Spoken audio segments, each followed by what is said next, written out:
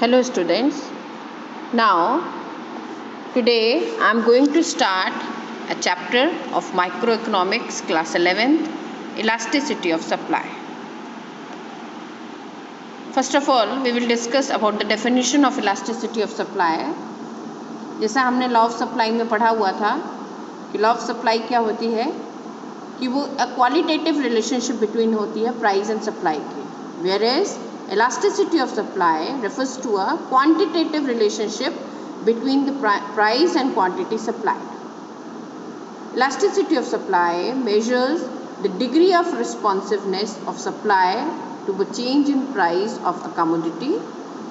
Since the relationship between price and supply of a commodity is of direct nature, therefore elasticity of supply is always positive. It is determined as the responsiveness of the quantity supplied of a goods to its market price. More precisely, it is a percentage change in a quantity supplied divided by the percentage change in price. अगर हम इसको फॉर्मूले के हिसाब से लिखते हैं तो इलास्टिसिटी ऑफ डिमांड, आपने जैसे इससे पहले चैप्टर पढ़ा था, तो इलास्टिसिटी ऑफ डिमांड को हम डिनोट करते थे किससे? ईडी से, और इलास्टिसिटी ऑफ सप्लाई को हम डिनोट करेंगे किससे? ES से। और इसका फॉर्मूला सेम वही है, percentage change in quantity demanded था उसमें, इसमें क्वांटिटी सप्लाइड है upon percentage change in its price. Next है हमारा कि kinds and types of elasticity of supply, या फिर इसे degree of elasticity of supply भी कहते हैं, जैसे आपने इलास्टिसिटी ऑफ डिमांड में भी पढ़ी थी। तो इलास्टिसिटी ऑफ जो सप्लाई है उसके टाइप्स, काइंड्स और डिग्रीज कितने हैं? 5 हैं। पहला क्या है? Perfectly elastic supply, perfectly inelastic supply, highly elastic supply, less elastic supply और unitary elastic supply. Perfectly elastic supply जो है, परफेक्टली इलास्टिक सप्लाई का मतलब क्या हुआ? जिसमें इलास्टिसिटी ऑफ सप्लाई आपकी क्या होगी? इलास्टिक सप्लाई होगी इनफाइनाइट। इनइलास्टिक में कैसी होगी? इलास्टिसिटी ऑफ सप्लाई होगी आपकी 0। हाईली में क्या होगा? Greater than 1। लेस में क्या होगा? Less than 1। एंड यूनिटरी में क्या होगा? जब इलास्टिसिटी ऑफ सप्लाई आपकी इक्वल्स टू 1 होगी। तो एक करके हम पढ़ेंगे। सबसे पहले आ रही है हमारी perfectly elastic supply. Perfectly elastic supply का मतलब elasticity of supply is equals to infinite. अब आप देखिए इसमें क्या होता है परफेक्टली इलास्टिक सप्लाई में आपकी, कि परफेक्टली इलास्टिक सप्लाई के लिए आपको सबसे पहले आप देखिए इसका शेड्यूल देखिए, जिसमें प्राइस और क्वांटिटी सप्लाइड दी हुई है। इसमें क्या है आपके? देखिए प्राइस फिक्स्ड है बट आपकी क्वांटिटी सप्लाइड पहले 100 थी, फिर 200 दिखा रहा है। It means perfectly elastic supply क्या सिचुएशन है? When at a particular price level sellers are willing to supply at infinite amount of commodity. It is the case of perfectly elastic supply. It implies that even an infinitely small fall in price will reduce the supply to 0. It will be expressed to the following table and the example and the diagram. आप इस diagram में देखिए, आपके इसमें क्या है? आपकी price जो है वो आपके फिक्स्ड है बट आपकी क्वांटिटी सप्लाइड जो है वो चेंज हो रही है। यानी कि प्राइस आपके फिक्स्ड है, फिर भी आपकी क्वांटिटी देखिए OQ से OQ1 कम भी हो रही है और OQ से OQ2 इंक्रीज भी हो रही है। अगर आप इसको न्यूमेरिकली सॉल्व करेंगे, यानी फॉर्मूला लगा के सॉल्व करेंगे, तो इसका आंसर भी आपका क्या आएगा? इनफाइनाइट में ही आएगा, यानी कि जो भी डिजिट होगा उसके नीचे आपका 0 आएगा। ठीक है, अब इसके आगे हम चलते हैं।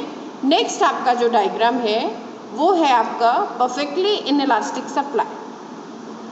परफेक्टली इनइलास्टिक सप्लाई में आप देखिए इलास्टिसिटी ऑफ सप्लाई क्या है? पहले तो इलास्टिसिटी ऑफ सप्लाई आपकी क्या आएगी? 0 आएगी। 0 आने का मतलब क्या है कि प्राइस देखिए आपके चेंज हो रहे हैं बट आपकी सप्लाई क्या है? फिक्स्ड है। सप्लाई फिक्स्ड होने का मतलब क्या है? वो OY एक्सिस के पैरेलल है, इसलिए इसे क्या कह रहे हैं? Perfectly inelastic. यानी कि प्राइस तो चेंज हो रहे हैं और लेकिन क्वांटिटी आपकी क्या है? फिक्स्ड है। When there is no change in quantity supplied in response to change in its price, it will have perfectly inelastic supply or a zero elasticity of supply. It is only found for rare goods like rare coins or for the perishable goods, and supply curve is of vertical shape as parallel to OY axis. Next आपकी जो degree of elasticity है वो आपकी है highly elastic supply. Highly elasticity of supply का मतलब क्या हुआ?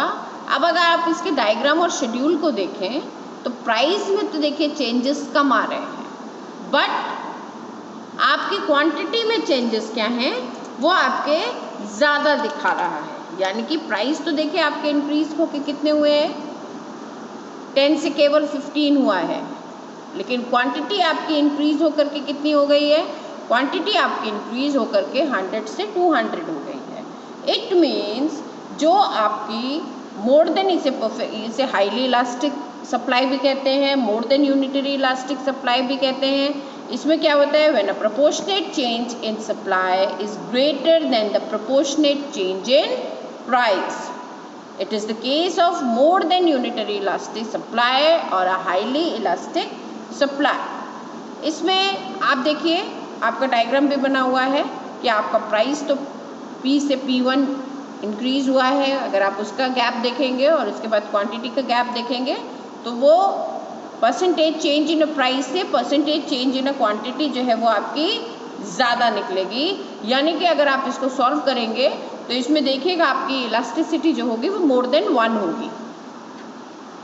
इसके बाद नेक्स्ट जो आता है वो आता है less than unit elastic, less elastic या लेस देन यूनिट इलास्टिक। इसमें इट मीन्स इलास्टिसिटी आपकी 1 से कम आती है।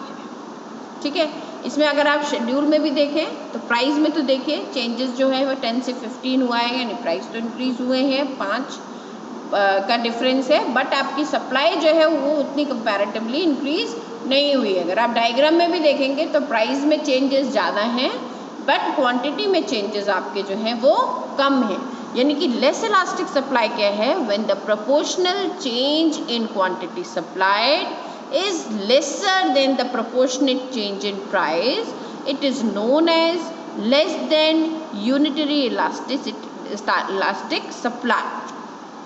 नेक्स्ट जो है आपका डायग्राम जो कि डिग्री है वो है unitary elastic supply. Unitary it means unit से ही क्लियर हो रहा है। यूनिटरी का मतलब क्या हुआ कि जिसमें कि आपकी इलास्टिसिटी ऑफ सप्लाई क्या होगी? इज इक्वल्स टू 1 होगी। यानी supply is unitary elastic when proportionate change in quantity supplied equals to proportionate change in price. इसमें देखिए जितना प्राइस में चेंज हुआ 10 से 15 उतना ही क्वांटिटी में भी आपका चेंज हुआ, यानी कि वो 100 से 150 हो रहा है।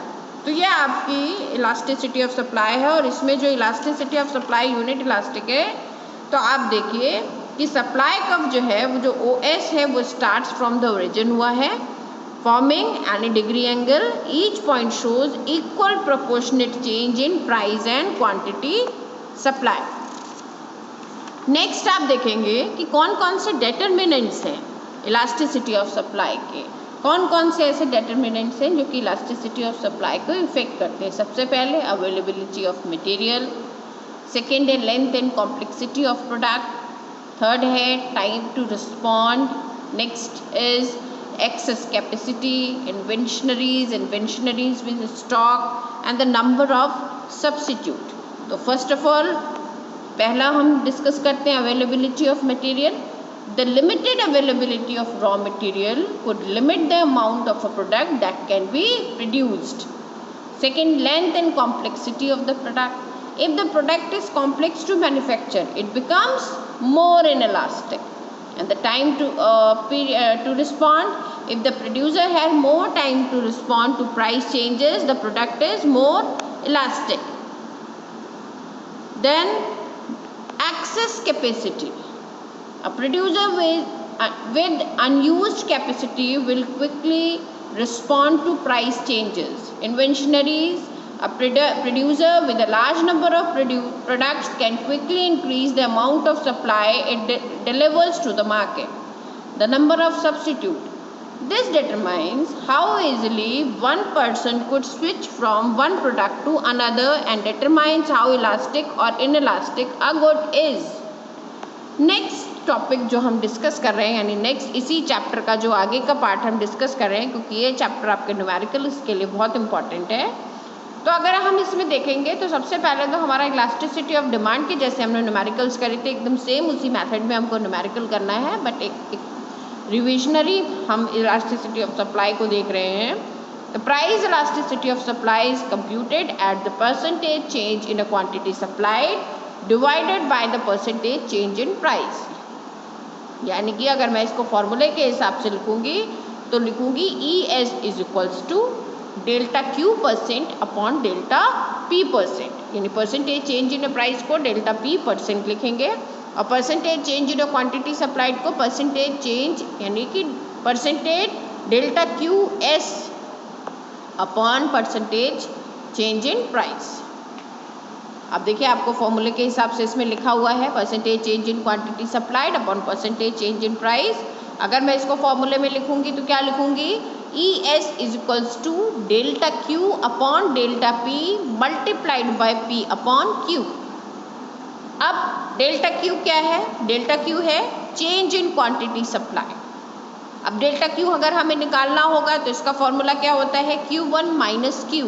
Q1 माइनस Q का मतलब क्या हुआ कि जो क्वांटिटी पहले थी अब न्यू चेंज होकर के जो क्वांटिटी हो गई वो आपकी Q1 हो गई और पुरानी वाली क्या है, Q है। इसी तरीके से प्राइस में भी अगर आज प्राइस 10 रुपीज़ है कल 20 रुपीज़ हो जाएंगे, तो जो 10 रुपीज़ है वो P हैं और जो 20 हो जाएंगे वो क्या हो जाएंगे, P1। तो आप डेल्टा Q अगर आपको निकालना है तो उसका फॉर्मूला है Q1 माइनस Q। अगर आपको डेल्टा P निकालना है तो उसका फॉर्मूला है P1 माइनस P। जैसे कि हम एक न्यूमेरिकल के थ्रू एक एग्जाम्पल के थ्रू हम समझेंगे। क्वेश्चन दिया हुआ है आपको, price of a good falls from ₹15 to ₹10 and the supply decreases from 100 units to 50 units. यानी कि प्राइस आपका क्या दिया हुआ है 15 टू 10, यानी कि पहला प्राइस यानी P क्या है 15 और नेक्स्ट प्राइस क्या है चेंज होके हो गया 10, यानी P1 है आपका 10। क्वांटिटी में इसी तरीके से हम देखेंगे तो क्वांटिटी आपकी पहले थी 100 यानी ये है Q और न्यू क्वांटिटी आपकी हो गई, वो क्वांटिटी हो गई आपकी Q1 यानी 50। अब मैं निकालूंगी क्या, सबसे पहले मैं डेल्टा Q निकालूंगी। तो डेल्टा Q निकालने के लिए मैं क्या करूंगी, Q1 minus Q। Q1 minus Q it means 50 minus 100। 50 minus 100 का मतलब क्या हुआ कि मेरा जो आएगा यानी Q1 माइनस Q मैंने किया 50 माइनस 100 यानी कि मेरा आएगा माइनस 50 और P1 माइनस P करूँगी तो आएगा 10 माइनस 5। यानी कि अगर आप अपने फॉर्मूले में लगाएंगे तो डेल्टा Q कितना आया है आपका माइनस 50 और डेल्टा P कितना आया है आपका माइनस 5। अब आप इसको अगर आप आगे चलेंगे तो आप देखेंगे कि इसी क्वेश्चन में अगर हम इसको फॉर्मूले में पुट कर रहे हैं तो आप इसको क्या करेंगे, आपने ES लिखा P अपॉन Q लिखिए multiplied by delta Q upon delta P लिखिए। फॉर्मूले में जब आप क्वेश्चन लगाएंगे तो 15 अपॉन 100 हो जाएगा multiplied by 50 upon 5, minus minus cancel हो जाएगा और जो आपका आंसर आया वो आया 1.5। 1.5 का मतलब क्या है आपका, 1.5 का मतलब क्या है, हायर इनइलास्टिक आया। हायर आया कि नहीं आया, 1 से ज़्यादा आया, यानी कि आप इसे मोर देन यूनिटरी इलास्टिक भी लिख सकते हैं या फिर इलास्टिसिटी इज ग्रेटर देन 1 लिख सकते हैं।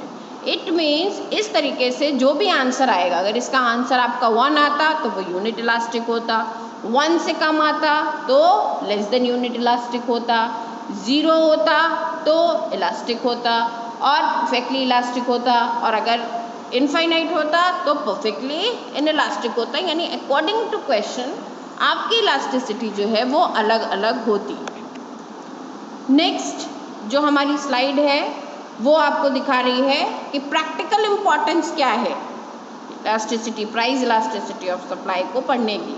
The concept is helpful in taking business decisions, importance of the concept in formatting tax policies of the government, for determining the reward of the factor of production, and the two determine the terms of trade between the two countries, यानी कि दो countries के साथ अगर आप trade कर रहे हैं तो उसमें आपको देखना पड़ेगा कि कितनी इलास्टिसिटी है, प्राइस के परसेंटेज कितने चेंज होने पर कितनी सप्लाई इंक्रीज हो रही है, कितनी डिक्रीज हो रही है, ये सब सारी चीज़ें इलास्टिसिटी ऑफ सप्लाई से मेजर होती हैं। ठीक है, थैंक यू। और आप इस चैप्टर को बहुत अच्छे से पढ़िएगा और इसके सबसे ज़्यादा न्यूमेरिकल प्रैक्टिस करने की आपको ज़रूरत है। न्यूमेरिकल्स को आप प्रैक्टिस करिए।